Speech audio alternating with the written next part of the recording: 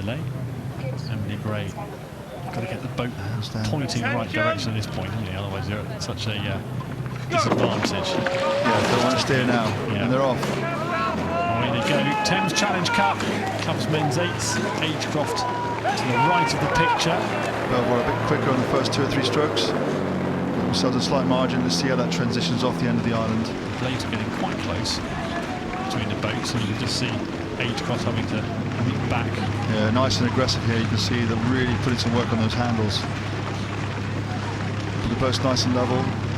Yeah, good effort at the first start. Let's see how they can transition into the race pace. Andres Nemeth in the stroke seat there for Agecroft. Oh, level. Yeah, that is as level as you get. Coming out of Temple Island, this is going to be a fabulous race. So now the thing is not to lose boat speed. You don't. Now you drop the rate 3 or 4 strokes a minute, but you don't want the boat to suddenly slow down as well. And that's a clever thing to do. Now you can see the Swiss, Samuel Miller, in the stroke seat. And they're much more aggressive with their bodies. The way you can see their bodies open up, it's a much more dynamic movement than the Agecroft crew. And it's given a little bit more boat speed to this point. You see the Agecroft crew, they still use their bodies, but it's not as quick through with their body, and maybe they're just connecting to their legs a little bit better. But doing very well here. The Zürich crew moving out to just over 1/3 of a length. Yeah, aggression's the word, isn't it, for this Swiss boat? You could hear the shouting of the cocks. Exactly the way they move their bodies in the boat.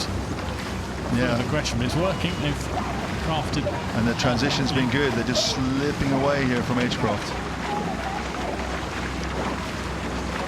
This is the point where you know the guys in the stern, on the left-hand side of our screen, the stern of the boat, they start to lose sight of the other crew, whereas the guys in the bows still think they're in the race. It's a very different feeling even within the crew. The Zürich moving out to almost a length. Let's have a close look at the Agecroft blades here. I'm sure Dennis O'Neill, the retiring head coach for the senior men for the last 30 years at Agecroft, will be having a good look at this as well. It's good blade work. The blade works are going in nicely. And you can see how they're just, as the legs are going down, they're not too quickly, and their bodies are opening, but not too quickly either. So that's applying a very coordinated power into the boat.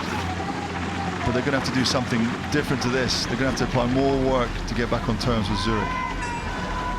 Zürich with a good first half of the race. And Zürich a much more sort of aggressive entry with their blades. When they go in the water, it's a bit more choppy, but they really get onto the boat and accelerating it quite early on. Just a much more aggressive style, and it's paying dividends at the moment. But we'll see what happens now. Still a long way to go in this race. Yeah, the only midway point of the race, not even that. And got just about a length now. Yeah, the Agecroft crew still got overlap, and this is crucial. If you keep the overlap, the pressure shifts onto the leading crew because they're unable to move away. And if you can start to nudge, it just adds, because you can see the opposition coming towards you. And here's the Zürich blades going in, really covering well. Coming towards us a little bit, maybe, the choppy style that we talked about, but actually still really neat and together. It's a great shot of these crews racing, isn't it? You get a bit of an insight on these faces. These guys are working hard, aren't they? Definitely. It's one of the things I think we find hard in our sport, is to show how hard these people work, because people are so conditioned to try and make it look effortless because then be efficient. It doesn't belie how hard they work. Yeah, the pain etched on the faces of some of the Swiss crew there.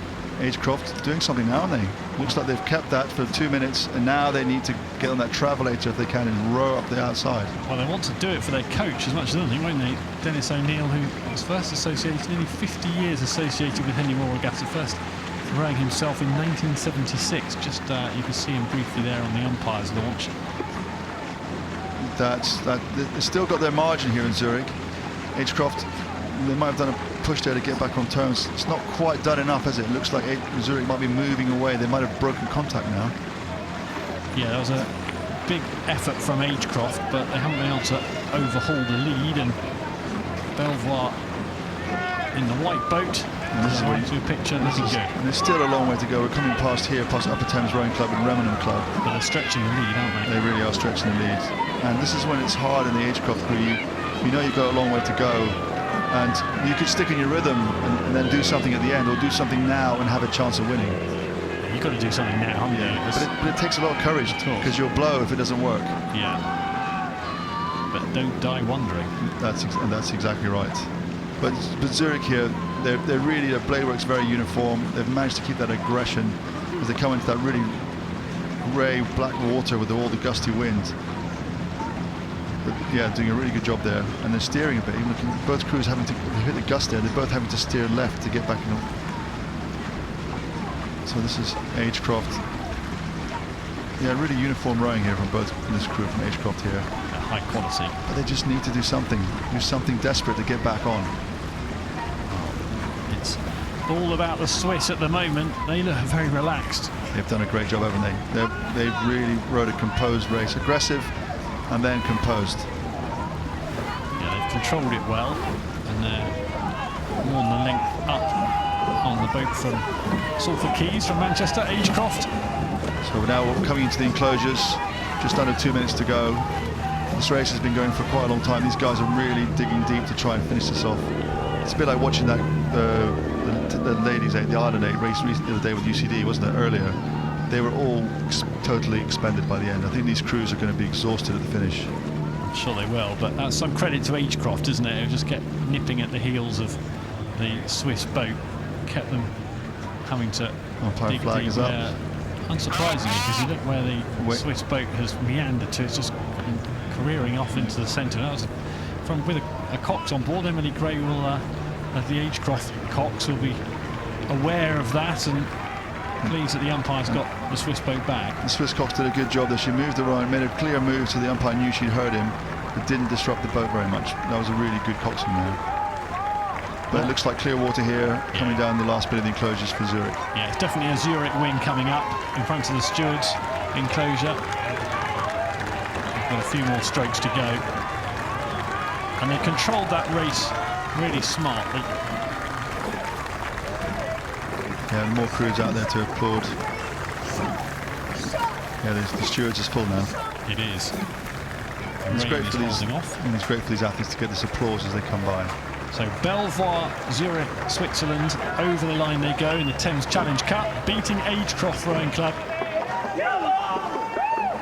Well, actually, that finish is not a true reflection of the race. It was a bigger margin of victory than the race would suggest. It was a good battle there, but well done to the Swiss.